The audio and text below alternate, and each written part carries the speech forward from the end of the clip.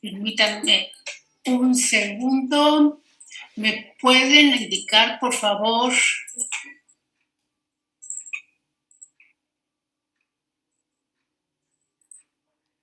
Permítanme, que esto es nueva la computadora, entonces me está haciendo algunas travesuras. Permítanme. Ya se ve tu presentación. ¿Ahí se ve? Sí. Bueno.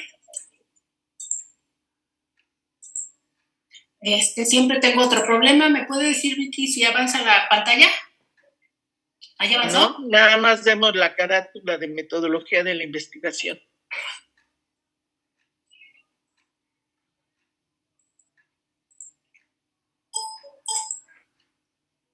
¿Ahí tampoco? No, no está avanzando. Permítanme otro segundo. Con las flechitas, doctora Olga. Déjame ver tantito, permíteme. Ya avanzó. ¿Ya avanzó? Ah, ok, ya estás perfecto. en el temario. Perfecto, dejen otra vez. ¿Ahí está? Sí. ¿Ahí avanzó? Sí. Bueno, perfecto. Tanto como dice la maestra Vicky que les voy a dar un compendio de metodología de la investigación, está bastante difícil. Después de 4 años de metodología, en 1 hora creo que no se puede dar. Y de hecho, se me había dicho que esto sería el temario que tenía que tratar con ustedes, pero por más que hice, no puedo en 1 hora dar todos estos temas. Y decidí que mejor me voy al tema en donde yo he visto que los estudiantes tienen mayor dificultad. Ya en el caso de ustedes, porque bueno, ya se van a titular por EPO, pero en el caso de los alumnos que generalmente hacen tesis de investigación, entonces empezaré por este rubro, que es prácticamente el coco de la mayoría de los estudiantes que deciden titularse por tesis. Bueno, el rubro de material y métodos, en donde vamos a tener que hacer primero una aclaración. Este rubro de material y métodos generalmente lo manejamos nosotros dentro de nuestro protocolo de investigación, pero hay algunos otros autores que aceptan el título de diseño metodológico o diseño de la investigación, que vienen siendo prácticamente la misma temática, donde hay un cuestionamiento por la mayoría de los expertos metodólogos de la investigación, es en utilizar el término de metodología, que también ustedes lo van a encontrar en la literatura, pero la controversia aquí está en que cuál es la etimología de metodología, y como el término lo dice, es el estudio del método. Si nosotros hablamos del estudio del método, en este apartado que les presento aquí, que está en el protocolo de investigación, en esta parte, el término estaría aplicado de manera incorrecta porque aquí no estamos hablando o no estamos estudiando el método. Específicamente de lo que vamos a hablar es el material y métodos, que es el término más aceptado por todos los expertos en metodología de la investigación. Bueno, este apartado que vemos en este protocolo de investigación que les impone la FE Zaragoza a aquellos que hacen investigación, tiene bastantes subapartados, pero en términos generales, por material y métodos, entendemos la estrategia que vamos a seguir para la ejecución del proyecto de investigación. Si ustedes recuerdan, todas estas partes anteriores que están aquí en negro, esta que les estoy señalando, básicamente son aspectos meramente teóricos, pero en material y métodos es cómo vamos a llevar a la práctica, cómo le vamos a hacer para hacer nuestra investigación, y por lo tanto en este subapartado tenemos el inciso A, que es el tipo de estudio, el inciso B, universo, población y muestra, ahorita vamos a hablar la diferencia, las variables, definición y operacionalización. Este tema también de variables, definición y operacionalización es uno de los términos que también crean mucha dificultad, y muchos de los proyectos se abandonan en este rubro, y sobre todo, y lo peor de todo, es que cuando se ejecutan las investigaciones, el diseño estadístico que va en función de las variables echa a perder los proyectos de investigación. Entonces, tiempo, dinero y esfuerzo echados a perder porque nunca comprendimos exactamente cuáles son las variables de estudio y el diseño estadístico que nosotros vamos a aplicar. Bueno, en este sentido, El material y método les comentaba, no es otra cosa que la estrategia, es la forma en que nosotros vamos a responder a la pregunta de la investigación. Y en esta estrategia, en este rubro de material y métodos, esto que es muy práctico, se deben tener en cuenta varios elementos que nos va a llevar a elegir la mejor forma de ejecutar nuestra investigación. Como vemos aquí en la diapositiva, nos hablan de los recursos disponibles. Los recursos disponibles no solamente es el factor económico, sino los recursos humanos, los recursos materiales. Pero sí una cosa hay que aclarar, para hacer investigación no necesitamos los grandes recursos, así mucho dinero, que hay investigaciones, sobre todo la investigación básica, que sí lo requiere, pero todos podemos hacer investigación de muy, muy buena calidad con pocos recursos. Otro de los elementos que son importantes que nosotros tenemos que considerar para conseguir la mejor estrategia son los objetivos que se persiguen. Es un estudio epidemiológico, es un estudio de laboratorio, es un estudio clínico. ¿Qué es lo que nosotros pretendemos? El objeto de estudio no es lo mismo hacer una investigación de microorganismos que hacer una investigación de algunos objetos, como por ejemplo pudieran ser los aparatos de rayos X, si funcionan o no funcionan de manera correcta. La experiencia del investigador, bueno, pues también tiene que ver con qué tanta experiencia el investigador tiene contacto con el objeto a investigar. Es su primera aproximación, bueno, pues entonces sí va a tener que seleccionar una estrategia que le permita apropiarse de este objeto de estudio. Si es un investigador experimentado, bueno, pues ya está con los ojos cerrados, hace su investigación. Y otro elemento que vuelve a aparecer aquí y que les digo que muchas veces es el coco en la investigación es ¿qué es nuestra variable? Vamos a revisar ese tema también, no se preocupen. Esto es importante que nosotros tengamos en cuenta los elementos anteriores porque muchas veces tenemos un montón de recursos, pero simple y sencillamente estos recursos nunca van a ser suficientes porque no los sabemos utilizar, como en el caso de la diapositiva, un montón de escaleras y el sujeto que está tratando de mirar del otro lado de la barra ni siquiera logra su objetivo porque, bueno, no sabe aprovechar estos recursos. En este sentido, si ustedes observan, el primer apartado de este rubro material y métodos es el tipo de estudio. ¿Qué sería el tipo de estudio? El tipo de estudio es el camino metodológico que nosotros vamos a seguir para el logro del objetivo o para aceptar o rechazar la hipótesis, depende del nivel de profundidad de nuestra investigación. Hagan de cuenta que nosotros estamos parados aquí en el centro y tenemos que elegir cuál es el mejor camino que nosotros vamos a seguir para el logro de nuestro objetivo. Hay caminos que muy accidentados, pero ¿qué necesidad tenemos de elegir esos caminos accidentados, esos caminos muy difíciles, si para lograr nuestro objetivo hay caminos más fáciles? Bueno, el tipo de estudio no es otra cosa que el camino que vamos a seguir para el logro de nuestro objetivo. En este sentido, si ustedes revisan la literatura científica, van a encontrar un sinfín de clasificaciones de estudio, según tantos autores estén interesados en escribir sobre el tema. Pero en la vida real, nosotros solamente tenemos que conocer en ciencias de la salud, con que nosotros conozcamos estos 4 caminos, que sería la analogía que tenemos aquí, estos posibles caminos que nosotros vamos a elegir, tenemos estos 4. El nivel que está en la pantalla se le conoce como niveles de investigación, que los autores son Celsius y colaborador, son 4 mujeres investigadoras. No es una nueva clasificación, pero es una clasificación que nos sirve mucho. ¿Por qué? Porque estos niveles de investigación tienen que ver la proximidad que tiene el sujeto, en este caso cuando yo me refiero a sujeto, me refiero al investigador, con respecto al objeto que va a investigar. Son niveles de profundidad y por eso generalmente lo esquematizo como una escalerita. El nivel más sencillo, y esto sí les aclaro, sencillo desde el concepto de la metodología positivista cuantitativa, que es la que nosotros llevamos cuando estamos en segundo y tercer año. Teóricamente en el cuarto año llevan investigación cualitativa, ese es otro discurso, es algo muy bonito, pero nada tiene que ver con las matemáticas. En este sentido, los cualitativos hacen mucha investigación exploratoria, también llamada formulativa, pero desde nuestra mirada como metodólogos cuantitativos, siempre decimos que la investigación exploratoria es la más sencilla. Una vez que nosotros ahorita les explico qué significa cada una de estas. Una vez que nosotros tenemos ya identificado nuestro objeto de estudio, la obligación de todo investigador es profundizar en ese objeto de estudio y por lo tanto tiene que seguir al siguiente nivel, que es el nivel descriptivo. Una vez que nosotros ya dominamos a este nivel el objeto de estudio, hay que pasar al tercero, que se le conoce como explicativo, y por último, el nivel más sofisticado, más acabado, es el predictivo. ¿En qué consiste cada uno de ellos? Bueno, el nivel exploratorio se nos dice que nosotros lo tenemos que ejecutar cuando nosotros nos damos cuenta que hay algo, hay un fenómeno, pero nuestra experiencia no nos permite identificar qué es lo que está pasando. Nos dicen Celsius y colaboradoras que hagan de cuenta que el objeto de estudio se nos niega porque está detrás de un cristal opaco. Toda cosa que esté detrás de un cristal opaco, nosotros lo único que hacemos es percibir sombras. Es por eso, dicen estas investigadoras, este objeto de investigación se nos niega. Por lo tanto, tendremos que iniciar con este nivel de investigación más sencillo para lograr visualizar ese objeto de estudio.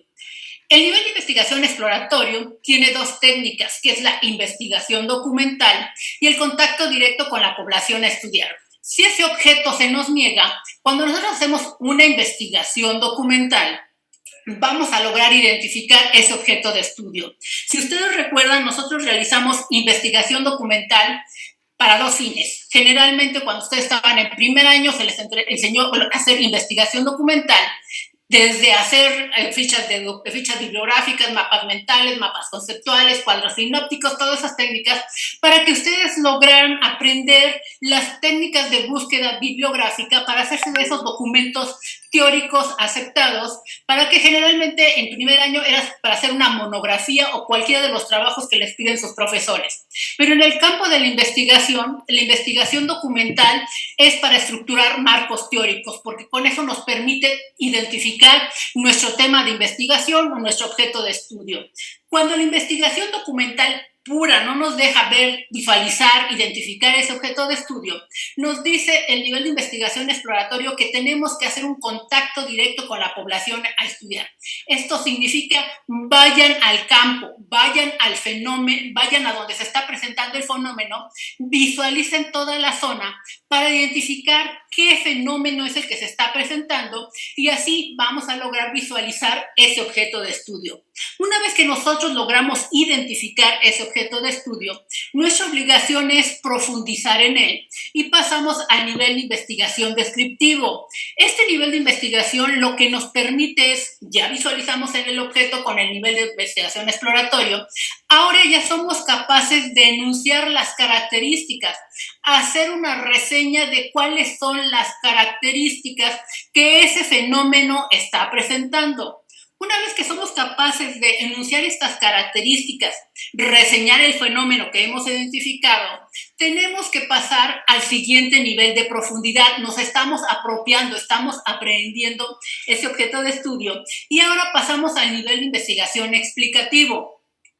En el nivel de investigación explicativo ya somos capaces de decir por qué ese objeto de estudio presenta las características que nosotros decimos que tiene en función de que ahora podemos explicar este fenómeno. Un ejemplo, el fenómeno explicativo ya es un nivel de profundidad donde ya tenemos que manejar una clasificación de variables que ahorita vamos a recordar, que son las variables independientes, las variables dependientes y las variables confusoras.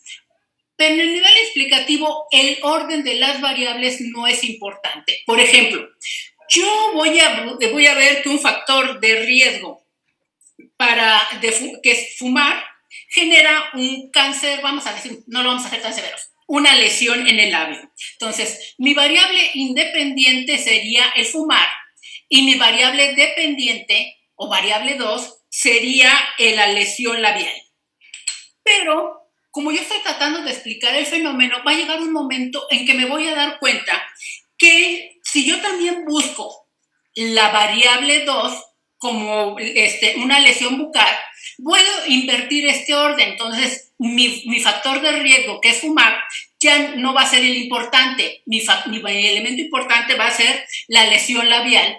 Y esta lesión labial voy a buscar cuáles son los factores que la están originando. O sea, puedo invertir porque yo lo que quiero es explicar el fenómeno y ya no me interesa ver si los que fuman desarrollan una lesión labial. Ahora lo que me interesa es qué es lo que está provocando esa lesión labial. Entonces, estoy tratando de explicar el fenómeno.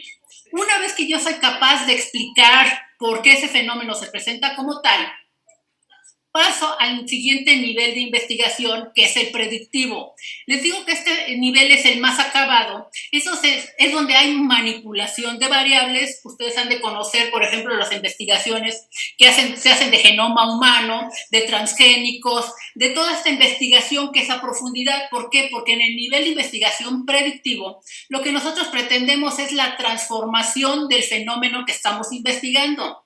En el caso de nosotros que somos estomatólogos, nuestro objeto de estudio es el proceso salud-enfermedad del aparato estomatognático. Entonces, ¿qué es lo que queremos transformar? Lo que deberíamos investigar es la salud y mantenernos en salud, pero por las condiciones actuales en que nosotros hacemos investigación, investigamos enfermedad. Entonces, ¿qué es lo que queremos hacer? Es por lo menos controlar, sino transformar o erradicar estas enfermedades. Esto es lo que pretende el nivel de investigación predictivo, es manipulación de las variables. Pero en este sentido, sí les voy a ser sincera, esta clasificación, me regreso a estas escaleritas, es poco utilizada, es más bien para fines teóricos. ¿Y por qué?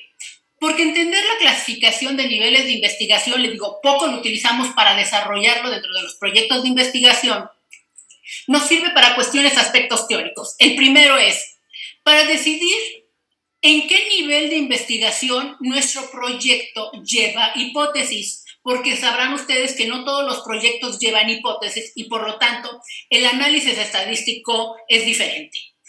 En el nivel de investigación exploratoria, si ustedes recuerdan, les dije que es investigación documental o el contacto directo por la población a estudiar. Este nivel de investigación exploratoria, donde estamos tratando de identificar al objeto de estudio, no lleva hipótesis. Si en el nivel descriptivo apenas somos capaces de enunciar las características de nuestro objeto de estudio, nos dicen estas expertas, tampoco vamos a colocar hipótesis. ¿Dónde van las hipótesis? ¿En qué tipo de proyectos van? ¿En los proyectos explicativos o predictivos? Y uno dice, pues por default así tiene que ser, porque aquí estamos hablando de una variable 1, una variable 2 que yo puedo intercambiar. Y en el nivel predictivo, que es manipulación, ya estoy hablando de variables independientes y variables dependientes. Y por lo tanto, todo proyecto de investigación que se encuentre en el nivel 3 o 4 debe de llevar hipótesis. En el nivel de investigación descriptivo no lleva hipótesis y mucho menos es exploratorio, porque es una investigación básicamente documental. ¿Para qué otra cosa nos sirve que nosotros entendamos los niveles de investigación? Para saber qué tipo de estadística vamos a utilizar. Bueno, si el exploratorio es básicamente la investigación documental, la lógica nos dice que esto no lleva diseño estadístico. El nivel de investigación descriptivo, explicativo y predictivo de aquí hasta acá, todos estos niveles en automático tenemos que desarrollar la estadística descriptiva. Pero en el nivel explicativo y predictivo, estos dos niveles, aparte de llevar estadística descriptiva, hay que aplicar estadística analítica. Vamos a ver más adelante que la estadística analítica se divide en dos: en la comparativa, que va en el nivel 3, y la inferencial, que va en el nivel 4. Entonces, para cuestiones meramente teóricas, para que nos ayude a desarrollar proyectos de investigación, que sí les aseguro que los van a necesitar conocer, para todos aquellos que vayan a hacer un posgrado, en el posgrado, sobre todo, sea especialidad, maestría o doctorado, o hacen investigación o hacen investigación. Posiblemente en la especialidad les permitan hacer investigación descriptiva, pero ya en maestrías y doctorados o hacen pruebas de hipótesis, esto es, o hacen estadística analítica comparativa inferencial, o hacen estadística analítica o inferencial. No hay de otra, porque es la investigación de alto nivel. Entonces, esto simple y sencillamente es nada más un recordatorio de que existe esta clasificación y les va a permitir a ustedes ubicar a qué profundidad están ustedes en la investigación de ese objeto que van a investigar. El que sí, generalmente, el que hemos promovido aquí en Zaragoza, porque es el más amigable, es el que maneja el doctor Ignacio Méndez, en paz descanse, el doctor Ignacio Méndez Ramírez y sus colaboradores. Y este libro siempre lo hemos tenido aquí en la biblioteca, por si quieren profundizar antes del examen, este libro está en la biblioteca. ¿Qué es lo que nos propone el doctor Méndez y colaboradores? Si ustedes se fijan, tampoco es nuevo, es una metodología que se ha estado usando, pero hasta últimamente es cuando se le está tomando la importancia de vida. El doctor Ignacio Méndez considera 4 categorías. La primera es la manipulación de las variables. Nos dice, tú investigador te tienes que ubicar y tienes que pensar si tu estudio es observacional o es experimental. En función de que esta si es observacional o experimental, en si manipulas o no las variables. Yo hago una investigación observacional cuando nada más estoy viendo el fenómeno, los estoy midiendo el fenómeno, que es la mayoría, por ejemplo, de los casos de investigaciones epidemiológicas. Yo no hago nada, nada más observo y mido el fenómeno. Cuando yo manipulo variables, estoy haciendo investigación experimental. Estoy quitando o poniendo variables. Un aspecto importante que nosotros debemos pensar es que la investigación experimental no solamente es en el laboratorio, también es en la clínica. Cuando nosotros les damos una técnica de cepillado al paciente, ya estamos dando algo y por lo tanto es una investigación experimental. Si le estamos dando, le estamos diciendo aplíquese un colutorio, estamos haciendo un experimento. Y en el campo, por ejemplo, en el campo, en la comunidad, cuando ustedes van, o incluso en el aula, el simple hecho de dar una clase, dar un programa educativo en donde le van a enseñar a cómo cepillarse los dientes, cómo hacer una higiene bucal, simple y sencillamente ese conocimiento también se considera experimental. Entonces, esa es la primera categoría que nosotros tenemos que considerar del doctor Ignacio Méndez, que nos dice, tu estudio puede ser observacional o experimental. ¿Cuál es la segunda categoría que el doctor Méndez nos maneja? Es periodo en que se capta la información. Si ustedes revisan el libro del doctor Ignacio Méndez, inicialmente él nos dice, periodo en que se capta la información, nos habla de retrospectivo y prospectivo. La ciencia es falible. Todos los conocimientos nosotros reconocemos que fallan. ¿Por qué? Porque los seres humanos somos falibles. Es el ser humano el que está tratando de entender la realidad o los fenómenos que él va descubriendo y por lo tanto como seres humanos somos falibles y la investigación la hacen los seres humanos. Pero también el conocimiento se va incrementando y junto con el conocimiento, las técnicas y junto con la técnica, la tecnología, se va mejorando el conocimiento. Entonces el doctor Méndez reconoce, me equivoqué y no estoy hablando de estudios retrospectivos ni prospectivos. Yo estoy hablando del periodo en que se capta la información, que puede ser retrolectivo o prolectivo, periodo en el que capto la información. Ahorita vamos a hablar de retrospectivo y prospectivo y por qué él reconoce que se equivoca, porque pertenece a la clasificación epidemiológica, porque retrospectivo y prospectivo tiene que ver la causa, el efecto la causa, la enfermedad, el factor de riesgo, la enfermedad y la enfermedad y el factor de riesgo. Entonces, por eso se los puse en color clarito, porque lo correcto es retrolectivo. ¿Qué es retrolectivo? La información ya existe, fue elaborada con anterioridad, yo no tuve que recolectarla. Pero ojo, no es información que está en los censos, no es información que está en los estudios epidemiológicos. Retrolectivo significa que existe la información que se obtuvieron esos datos, pero para los fines son diferentes. Una forma en que yo puedo obtener información, datos de manera retrolectiva es, por ejemplo, recurrir a las historias clínicas que ustedes han elaborado. ¿Por qué? Ustedes tienen ahí un periodontograma, tienen un cariograma, tienen ahí trastornos de la articulación, tienen muchos elementos dentro de su historia clínica que realizaron con fines de diagnóstico. Pero yo como investigador interesado en un tema determinado de todas esas enfermedades que ustedes diagnostican, yo puedo hacer eso, tomar esos datos que ya existen, yo no los recolecté, pero ya existen y son válidos, tienen la validez, el aval de sus profesores que dicen, bueno, estos datos son correctos, estos fueron hechos para fines de diagnóstico y yo voy a retomar estos datos de las historias clínicas. ¿Cuál es el periodo de captura de la información prolectivo? Aquí yo como investigador diseño mis formatos, que puede ser mi historia clínica, mi lista de cotejo, mi ficha, yo la diseño, está en blanco, voy al campo y voy recolectando mis datos. Por eso el doctor nos habla periodo en que se capta la información, puede ser retrolectiva o prolectiva. ¿Cuál es la siguiente categoría que utiliza el doctor Méndez? Evolución del fenómeno estudiado. En pocas palabras es número de mediciones. Si yo hago una sola medición, es una medición transversal en el tiempo, es una sola medición. Pero si yo hago más de una medición en un periodo largo de tiempo, más de una, puede ser, es longitudinal. Un ejemplo, si yo hago la tensión arterial, por ejemplo, que nosotros sabemos que no podemos diagnosticar con una sola medición, decirle al paciente que es hipertenso porque en ese momento llegó a nuestro consultorio, va nervioso, nos tiene miedo, le tomamos la presión y con una sola medición, una medición transversal en el tiempo, le digo, es usted hipertenso, lo terminamos de matar de susto.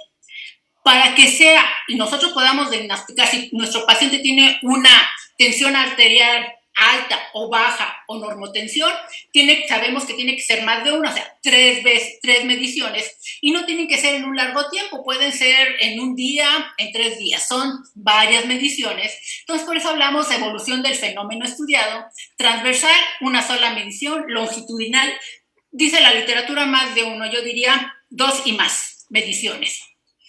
¿Cuál es la siguiente categoría que nos ofrece el doctor Méndez?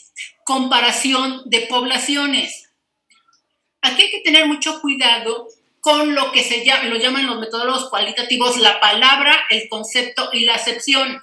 Porque vean, comparación de poblaciones, nos dice el doctor Méndez, puede ser descriptivo y comparativo, pero el contexto dentro del tipo de estudio que nos maneja el doctor Ignacio Méndez es diferente. Miren, voy a regresar a las de las doctoras de la escalerita.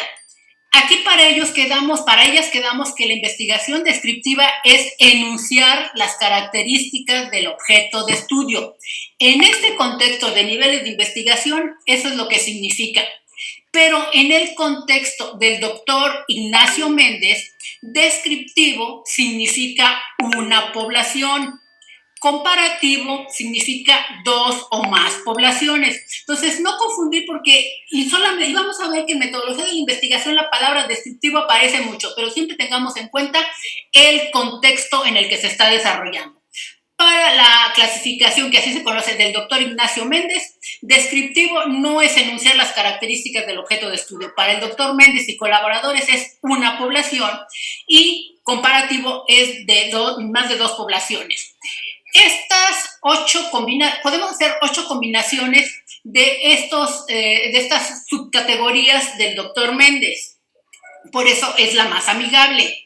Pero tenemos un problema en el uso, y no es problema porque sigue siendo muy amigable, pero cuando hablamos de investigaciones experimentales, que ahí hacemos manipulación de variables y nos dice el sentido común. Si voy a hacer un experimento y estoy manipulando variables, pues tengo que ir recogiendo la información de manera prolectiva. Yo tengo que ir recogiendo esta información, tengo que diseñar mis formatos e ir recolectando la información que voy obteniendo durante el experimento. Tiene que ser longitudinal. ¿Por qué? Pues porque es un experimento y tengo que hacer una medición inicial, una medición media y una medición final. Tengo que hacer varias mediciones. Pero como es un experimento y todo experimento que se precie tiene que ser comparativo, significa más de 2 poblaciones. ¿Por qué? Porque todo buen experimento tiene la población control y la población experimental.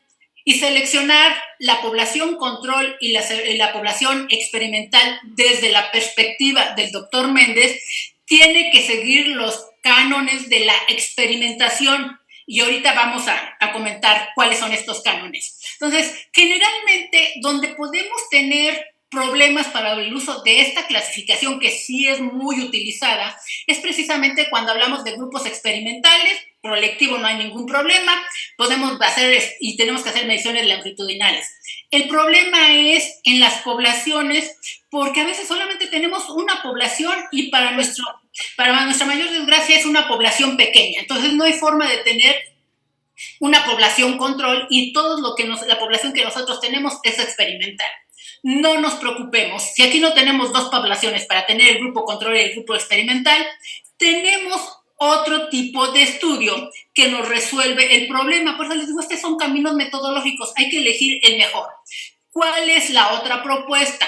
La otra propuesta son los estudios que nos proponen y le llaman para investigaciones sociales. Los autores son Campbell y Steiner, pero ojo, habla de investigaciones sociales no porque se me vayan a pensar que es algo que tiene que ver con la cuestión social, sino es sociales, esta clasificación de Campbell y Steiner, sociales, porque son experimentos que se llevan a cabo en las poblaciones humanas. ¿Qué nos proponen ellos para salvar este aspecto en el cual no podemos aplicar la clasificación del doctor Mendes experimental, proyectivo, longitudinal, que hasta ahí no hay problema, sino comparativo? No tenemos las dos poblaciones, solamente tengo una. Bueno, ¿qué nos proponen ellos? Una investigación que ellos dominan preexperimental. Preexperimental, como dice el nombre, es previo, antes del experimento. ¿Y por qué lo podemos clasificar así? Dice aquí, carecen de grupo control y aleatorización. Generalmente ya la hicimos porque lo único que necesitamos es el grupo experimental. No, y así lo vamos a poner en nuestro proyecto de investigación. Tipo de estudio preexperimental. ¿Qué estamos diciendo a nuestros lectores? Que solamente tenemos al grupo experimental, no tenemos grupo control y este grupo experimental que tenemos no está aleatorizado. Nosotros los elegimos por conveniencia, porque nos interesaba, porque nos caían bien. Entonces, esa población nosotros la elegimos, pero entonces no está aleatorizada y no tiene grupo control. Y hay una infinidad de subdivisiones de este estudio, no tiene caso ahorita comentarlos, pero sí que sepan que existen los estudios preexperimentales cuando tienen un pequeño grupo y no van a tener, por más que hagan, el grupo experimental. Y además, estos sujetos ustedes los eligieron sin aleatoriedad, sino porque ahí estaban y dijeron, vénganse conmigo. Tenemos otra clasificación que nos proponen estos autores, Campbell y Steiner, que se llaman cuasi experimentales. Esto es casi un experimento. ¿Cuál es la característica de estos estudios cuasi experimentales? Como dice aquí la diapositiva, perdón, tienen grupo experimental, grupo control, pero no están aleatorizados. ¿Qué significa? Que a lo mejor yo tengo un buen número de seres humanos sobre los cuales voy a hacer el experimento, y el experimento yo digo, bueno, como son 50 individuos, puedo separar 25 para el grupo experimental y 25 para el grupo control, pero yo los separo por afinidad, pues a lo mejor porque me caen bien, a lo mejor yo quiero hacer una investigación comparando hombres contra mujeres, y como las mujeres no se nos tocan ni con el pétalo de una rosa, entonces lo voy a tener como grupo control, y decido yo, porque yo decido que los hombres sí voy a experimentar con ellos, porque pues ellos aguantan, ¿no? Entonces, si se fijan, tengo mi grupo experimental, mi grupo control, pero no están aleatorizados. Yo estoy sesgando los grupos porque yo decidí que que tiene que haber dos grupos, mujeres y hombres. Entonces son casi un experimento, tengo los dos grupos. Pero tenemos otra opción. El grupo, tenemos el experimento. Y el experimento de estos autores lo manejan tal cual lo maneja el doctor Mendes. Tenemos que tener un grupo experimental, un grupo control, pero aquí la esencia y la literatura van a encontrar randomizados, pero lo que significa es que son aleatorizados. Porque en el caso anterior, les decía cuasi experimental, tengo el grupo control, cuasi experimental, experimental y grupo control no aleatorizados.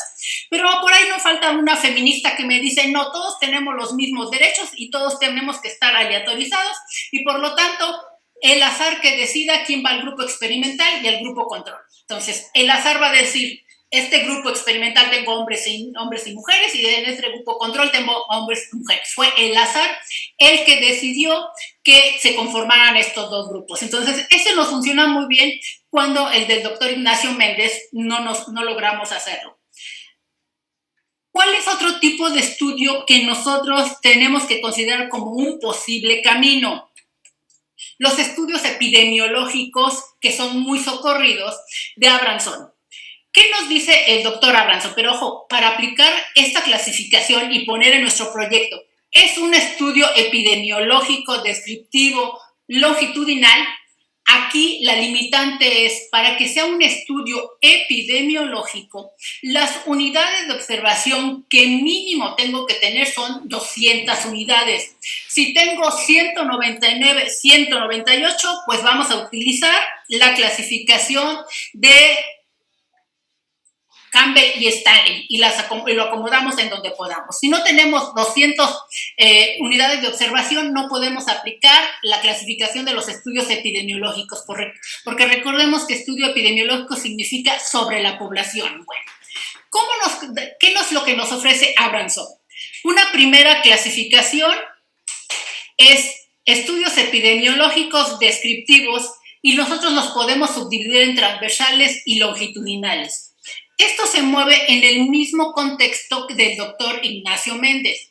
Transversal, una sola medición; longitudinal, más de una medición.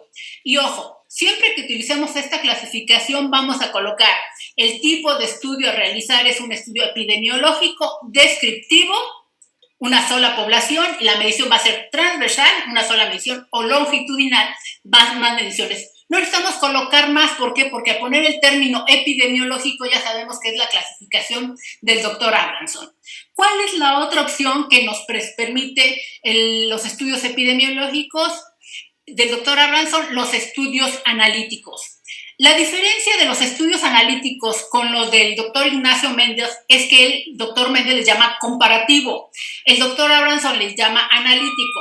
¿Pero qué significa analítico? Más de 2 grupos. Si yo tengo más de 2 grupos y tengo muchas personas, 200 personas y más, voy a hacer un estudio epidemiológico analítico, y ahora tengo que escoger entre estas 3 categorías. ¿Qué es un estudio epidemiológico analítico ecológico? Nos dice el doctor Abramson. La característica en los estudios ecológicos es que son grandes poblaciones que comparten una zona geográfica delimitada, bien delimitada. La característica aquí de las unidades de observación es que están en una zona geográfica muy bien delimitada. ¿Qué estudios epidemiológicos analíticos ecológicos tenemos? Es, por ejemplo, el estudio que hizo la Organización Mundial de la Salud de sobrepeso y obesidad. Si ustedes revisan el estudio epidemiológico analítico ecológico que hizo la Organización Mundial de la Salud, nosotros vamos a ver que el primer país con sobrepeso y obesidad de población general, mujeres, hombres y niños, es, por ejemplo, Estados Unidos.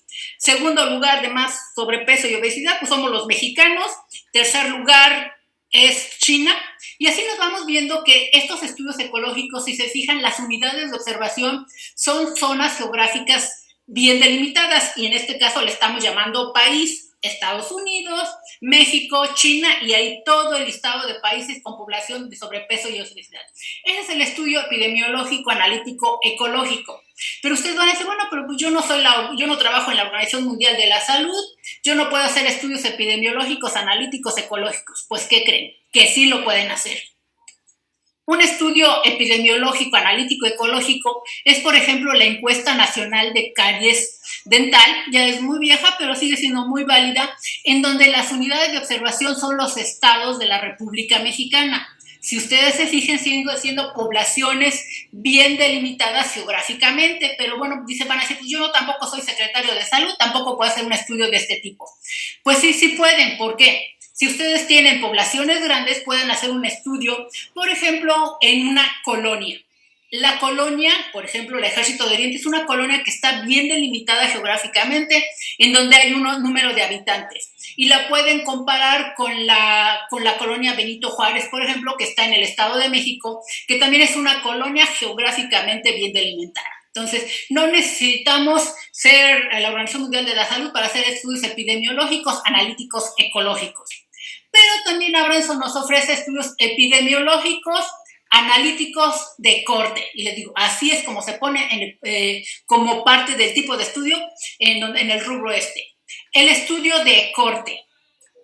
Aquí el corte es bien importante que nosotros nos quede claro que también tenemos grandes poblaciones, pero una corte es aquella que la población comparte una característica común. Mientras en el ecológico es una zona delimitada geográficamente, en los estudios de corte las unidades de observación comparten una característica común. Un estudio de corte, por ejemplo, se hace generalmente cuando hacemos investigaciones por generación.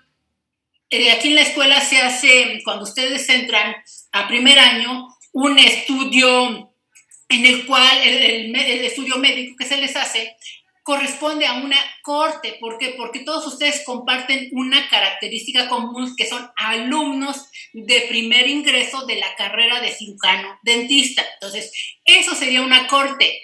Estos tipos de estudios de corte nos sirven muy bien para hacer investigación de la causa y de la enfermedad, de los factores de riesgo y la enfermedad.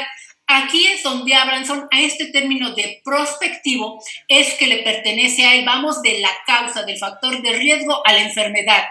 Por ejemplo, a lo mejor yo decido investigar los alumnos que ingresan a primer año, quiénes fuman. Entonces, esa es la causa. Y los voy siguiendo en primer año, yo no hago nada, ya vienen fumando, es un estudio observacional, ya vienen fumando, pero ellos me reportan que fuman. Los voy a seguir en primer año, segundo año, tercer año, cuarto año, luego en servicio social. Lo bueno es que ustedes van a hacer un EPO o se están actualizando, pero puedo seguirlos con tesis 1, tesis 2, tesis 3, y hay quienes no se quieren ir. Entonces, voy a estar haciendo una investigación. No, yo digo que no de tener cosas que vale por eso. Sí, que... ¿Pueden cerrar su micrófono, jóvenes? Bueno, en este sentido, este estudio de corte nos sirve para estudios prospectivos. Pueden ser muy largos, porque yo lo voy siguiendo y voy viendo la causa a la enfermedad. La otra opción que nos presenta el doctor Abramson son los estudios epidemiológicos analíticos que se conocen como casos y controles. Estos estudios son retrospectivos. Quiere decir que va de la enfermedad a la causa. Si ustedes recuerdan, les hablé en la otra clasificación que esta investigación de tipo explicativo predictivo tiene que ver con esta función. Decía, los alumnos fuman, van a tener una lesión labial. Es un estudio prospectivo porque los voy a ir siguiendo y todos comparten la característica que ingresaron todos en primer año a la carrera de cirujano dentista. En el caso de los estudios analíticos de controles, yo voy a identificar la lesión, por decir algo, enfisema pulmonar.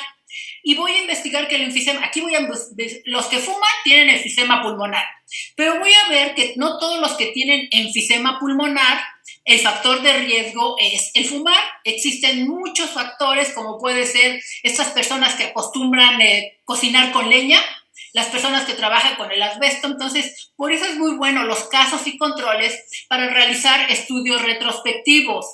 El problema de los casos y controles es que yo tengo que parear los grupos. Por eso este tipo de estudios generalmente se realizan en hospitales. Por eso les comento, cuando ustedes hagan un posgrado y tengan la oportunidad de estar residentes de alguna especialidad, van a ver, por ejemplo, en los institutos de investigación que están en Tlalpan, utilizan mucho los estudios de corte y casos y controles. La dificultad es parear nuestros grupos. Por ejemplo, si yo quiero investigar una persona que tiene artritis reumatoide, tengo que conseguir una persona que sea su par y tiene que presentar características similares. El detalle es conseguir el control, porque el caso es el que está enfermo, el control es el que no está enfermo, pero están expuestos a los mismos factores de riesgo. Por ejemplo, un par de hermanas. Una de las hermanas tiene artritis reumatoide, la otra hermana no tiene artritis reumatoide. Si se fijan, comparten las mismas características genéticas y ambientales. Y nosotros estamos buscando por qué el caso sí tiene la enfermedad o por qué los casos tienen la enfermedad y los controles no lo tienen. Entonces, estos son, y tiene que ser mucha población, y por eso se hace en las investigaciones en el instituto. Entonces, serían los estudios epidemiológicos analíticos de casos y controles. Otro de las opciones que nos dan los estudios epidemiológicos, y estos sí son experimentos en grandes poblaciones, es el ensayo clínico, el estudio piloto o exploratorio, también se le conoce, el estudio epidemiológico. Si lo ponemos, si tenemos oportunidad de hacer un estudio epidemiológico, vamos a colocar que nuestro tipo de estudio es un estudio epidemiológico, experimental, ensayo clínico. Es un estudio piloto o exploratorio. Y un ejemplo clásico que tenemos de un estudio, de un ensayo clínico, es el que sufrimos cuando tuvimos la pandemia del COVID. A todos nos mandaron a cuarentena y fue un ensayo clínico. ¿Por qué no fue un ensayo clínico controlado? Fue un experimento y el experimento fue la vacuna contra el COVID. Y fue un ensayo clínico porque pues, se aplicó la vacuna el que quiso y el que no quiso no lo hizo. Y sin embargo, que dijo yo no quiero ser parte del experimento, ¿qué creen? Fueron parte del experimento. ¿Por qué? Porque al momento de no querer participar, también cuando son reportados, les da COVID, les dio COVID y lo reporta la institución de seguridad a la que fueron, pues van a decir, ¿se aplicó o no se aplicó la vacuna del COVID? Entonces, a pesar de que dijeron, no es que no van a experimentar conmigo, son parte del experimento. Y es un ensayo clínico porque no controlamos a la población, no las seleccionamos y seguimos los cánones que tenía que hacer un experimento. Caso contrario, en los estudios epidemiológicos experimentales, ensayo clínico controlado. Esta es la experimentación máxima que se hace y, por ejemplo, estos experimentos de ensayos clínicos controlados epidemiológicos a nivel mundial son los que llevan, por ejemplo, los laboratorios cuando ya lanzan al mercado un medicamento. Previo a ese medicamento ya siguieron todo el protocolo y ya hicieron un ensayo clínico controlado en donde metieron a toda la población con diferentes características genéticas, poblaciones de factores de riesgo, de diferentes etnias, de diferente color, tamaño. Ya hicieron un ensayo clínico controlado para sacar al mercado el medicamento. Y si no son demandados, si no han hecho un ensayo clínico controlado, no se les permite que su medicamento sea distribuido. Entonces, esto es lo que nos permite. Estas son las opciones que nos da el tipo de estudio del doctor Abramson. Entonces, eso sería lo que nosotros tendríamos que tener claro, cuál es el camino que nosotros vamos a seguir para el mejor logro de nuestro objetivo. Si ustedes se fijan, otro de los rubros que viene en material y métodos es el universo, población y muestra. Muchas veces nosotros revisamos en la literatura y vemos indistintamente la palabra universo o población. Son sinónimos, universo y población son sinónimos. La diferencia es que si nosotros revisamos la literatura científica y paloteamos la frecuencia del uso de la palabra universo o población, vamos a ver que la palabra que más se utiliza en esa contabilidad de uso de esta palabra es población. No significa que la palabra universo está mal, lo pueden utilizar indistintamente, pero los expertos utilizan más la palabra población. Muestra es otra cosa. Vamos a ver qué es la población como definición. Existen varias definiciones, pero las más cercanas para identificar qué es un universo o una población de estudio, nos dice la diapositiva. Conjunto de unidades de estudio, también se les llama unidades de observación o unidades de análisis, de los cuales se debe recolectar una serie de datos sobre las características o atributos. Si ustedes recuerdan, la definición de variables es una característica o atributo de la unidad de observación que adquiere diferentes valores o modalidades. Entonces, cuando nosotros estamos estudiando una población es porque de ella vamos a obtener variables de estudio que nos interesa analizar. Otra de las definiciones de lo que es universo o población de estudio nos dice totalidad de las unidades de estudio que presentan una característica común. ¿A qué se refiere esto? Que toda la población que nosotros vamos a investigar tiene que tener una característica común. Por ejemplo, si vamos a estudiar una enfermedad en seres humanos, pues la enfermedad es en seres humanos, no vamos a mezclar seres humanos con animales. Entonces, los animales los estudiamos por un lado, los seres humanos por otro. Entonces, a eso se refiere con la característica común. Otra definición, y esta nos tiene que tener claro, porque cuando hacemos muestreo, tenemos que tener bien entendido qué es finito o infinito. La tercera definición nos dice conjunto finito o infinito de unidades de estudio que presentan características comunes. Como también, si nos da tiempo, vamos a hablar un poco de estadística. Cuando nosotros vemos una N mayúscula en los artículos, en las publicaciones científicas, en automático esta N mayúscula nos está diciendo que el autor nos va a dar información del conjunto total de unidades de observación de una población que puede ser finita o infinito. ¿A qué se refiere finito o infinito? porque tenemos que mostrar si son poblaciones finitas o infinitas. Esto es muy sencillo. Esto que vemos encerrado en un círculo sería una población finita. Esta que nos está hablando aquí, conjunto finito. Esto que vemos aquí es un conjunto finito. ¿Y por qué sabemos que es un conjunto finito? Porque hablando con terminología científica, la que nosotros utilizamos porque somos metodólogos de la investigación, y ustedes son metodólogos de la investigación porque ya les dije, llevaron 4 años de metodología, tenemos que utilizar el lenguaje que es perteneciente a la metodología de investigación. Entonces, ¿por qué sabemos que esta población es finita? Pues porque está delimitado. Pero lo importante es porque conocemos el marco muestral. ¿Qué es el marco muestral? Cuando nos preguntan ¿qué es una población finita? Es aquella en la que se conoce el marco muestral. ¿Y qué es el marco muestral? Pues que conocemos la totalidad de unidades de observación. Para conocer el marco muestral en este conjunto de población, que son signos estadísticos, lo que tenemos que hacer es contar 1, 2, 3, 4, 5, 6, 7, 8, 9, 10, 11, 12, 13, 14, 15. Si no me falló la cuenta, nuestro marco muestral está conformada por 15 signos estadísticos.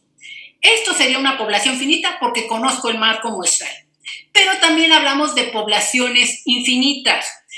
Si esta finita es porque conozco el marco muestral, una población infinita es que desconozco el marco muestral.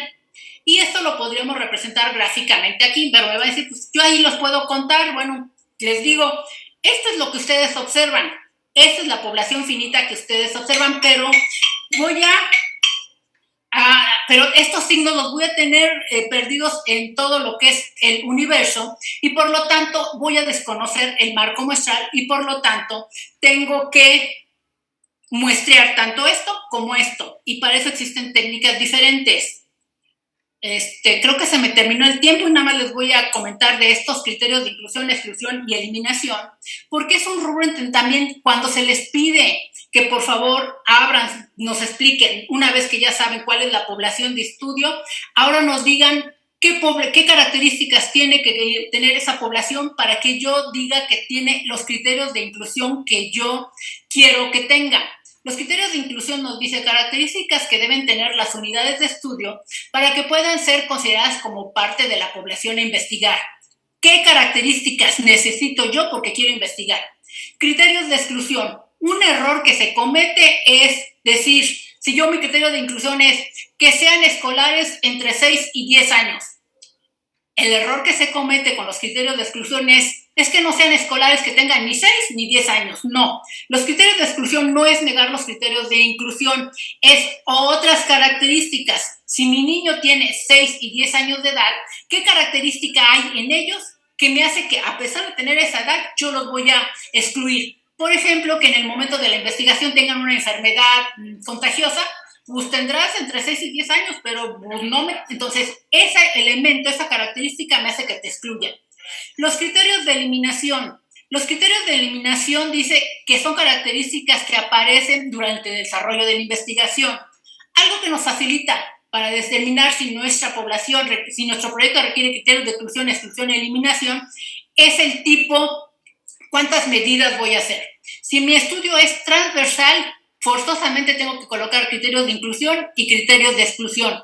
Si mi estudio es longitudinal, más de una medición, coloco criterios de eliminación. Les estaba poniendo el ejemplo. De los que fuman, van a desarrollar enfisema pulmonar. Tienen las características que yo requiero, hay algunos elementos que hacen que yo lo rechace, pero mi criterio de eliminación, por ejemplo, puede ser que dejen de fumar. Pues no los voy a obligar a que sigan fumando, pues ya en automático tengo que eliminar esta unidad de observación.